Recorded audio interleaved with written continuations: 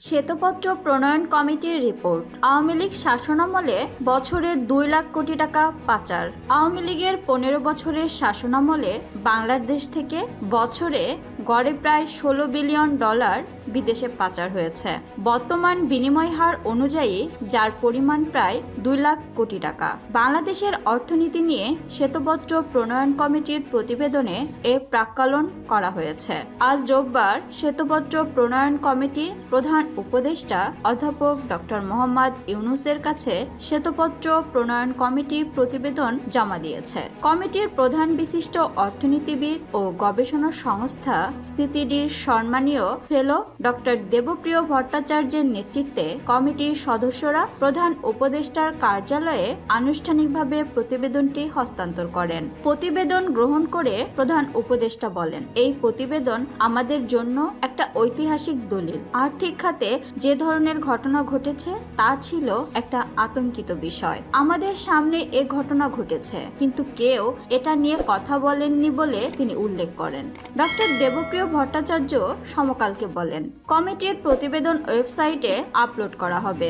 আগামীকাল সংবাদ সম্মেলনে প্রতিবেদনের বিষয়ে তারা বিস্তারিত ব্যাখ্যা দেবেন। প্রতিবেদন জমার সময় প্রধান উপদেষ্টার সঙ্গে বৈঠকে তিনি অর্থনীতি সংস্কারের সব পদক্ষেপ সমন্বিতভাবে পূর্ণাঙ্গ উপস্থাপনের সুপারিশ করেছেন। প্রতিবেদন গ্রহণ করে প্রধান উপদেষ্টা বলেন, এই প্রতিবেদন আমাদের জন্য একটা ঐতিহাসিক দলিল। আর্থিক খাতে যে ধরনের ঘটনা ঘটেছে তা ছিল একটা আতঙ্কিত বিষয়। আমাদের সামনে এ ঘটনা ঘটেছে, কিন্তু কেউ এটা নিয়ে কথা বলেননি বলে তিনি উল্লেখ করেন। ডক্টর দেবপ্রিয় ভট্টাচার্য আমাদের বলেন, কমিটির প্রতিবেদন ওয়েবসাইটে আপলোড করা হবে। আগামীকাল সংবাদ সম্মেলনে প্রতিবেদনের বিষয়ে তারা বিস্তারিত ব্যাখ্যা দেবেন। প্রতিবেদন জমার সময় প্রধান উপদেষ্টার সঙ্গে বৈঠকে তিনি অর্থনীতি সংস্কারের সব পদক্ষেপ সমন্বিতভাবে পূর্ণাঙ্গ উপস্থাপনের সুপারিশ করেছেন।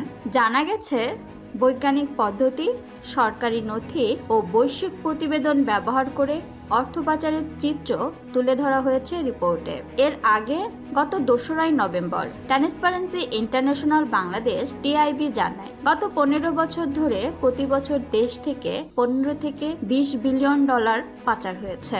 যুক্তরাষ্ট্রভিত্তিক গবেষণা সংস্থা গ্লোবাল ফাইন্যান্সিয়াল ইন্টিগ্রিটির তথ্য অনুযায়ী আমদানি রপ্তানির আড়ালে 2009 থেকে 2018 সাল পর্যন্ত বাংলাদেশ গড়ে প্রায় 8.27 বিলিয়ন ডলার পাচার হয়েছে। অর্থনীতির প্রকৃত অবস্থা জানাতে প্রতিবেদন তৈরিতে গত 28 আগস্ট গঠিত হয় 12 সদস্যের শ্বেতপত্র প্রণয়ন কমিটি। কমিটিকে প্রতিবেদন দিতে 3 মাস সময় দেওয়া হয়। শ্বেতপত্র প্রণয়ন কমিটির বাকি 11 সদস্য হলেন বিশ্বব্যাংকের ঢাকা কার্যালয়ের সাবেক lead economist doctor Zahid Hossain, সিপিডির সম্মানীয় ফেলো অধ্যাপক মোস্তাফিজুর রহমান, সানেমের নির্বাহী পরিচালক সেলিম রায়হান, ইস্ট ওয়েস্ট বিশ্ববিদ্যালয়ের অর্থনীতি বিভাগের অধ্যাপক A K Enamul Haque, business initiative leading development build প্রধান নির্বাহী কর্মকর্তা ফেরদৌস আরা বেগম, ব্রাক বিশ্ববিদ্যালয়ের BRAC institute of governance and development BIGD নির্বাহী পরিচালক ইমরান মতিন, বাংলাদেশ উন্নয়ন গবেষণা প্রতিষ্ঠানের জ্যেষ্ঠ গবেষণা ফেলো কাজী ইকবাল, বুয়েটের অধ্যাপক মোহাম্মদ তামিম, ঢাকা বিশ্ববিদ্যালয়ের উন্নয়ন অধ্যয়ন বিভাগের অধ্যাপক মোহাম্মদ আবু ইউসুফ, জাহাঙ্গীরনগর বিশ্ববিদ্যালয়ের অর্থনীতি বিভাগের অধ্যাপক শরমিন্দু নীলর্মী ও বেসরকারি গবেষণা প্রতিষ্ঠান refugee and migratory movements research ইউনিটের প্রতিষ্ঠাতা চেয়ার তাসনিম আরিফা সিদ্দিকী। বাংলাদেশের অর্থনীতির অবস্থা নিয়ে শ্বেতপত্র শিরোনামের প্রতিবেদনে জিডিপির প্রবৃদ্ধি, মূল্যস্ফীতি, বৈদেশিক ভারসাম্য, ব্যাংকিং খাতের পরিস্থিতি, বিদ্যুৎ ও জ্বালানি পরিস্থিতি, সরকারের ঋণ পরিসংখ্যানের মান, বাণিজ্য, রাজস্ব, ব্যয়, মেগা প্রকল্প, ব্যবসার পরিবেশ, দারিদ্র্য ও সমতা, পুঁজিবাজার, শিক্ষা, স্বাস্থ্য, নারী ও জলবায়ু ইস্যুসহ বিভিন্ন বিষয়ে পর্যবেক্ষণ রয়েছে।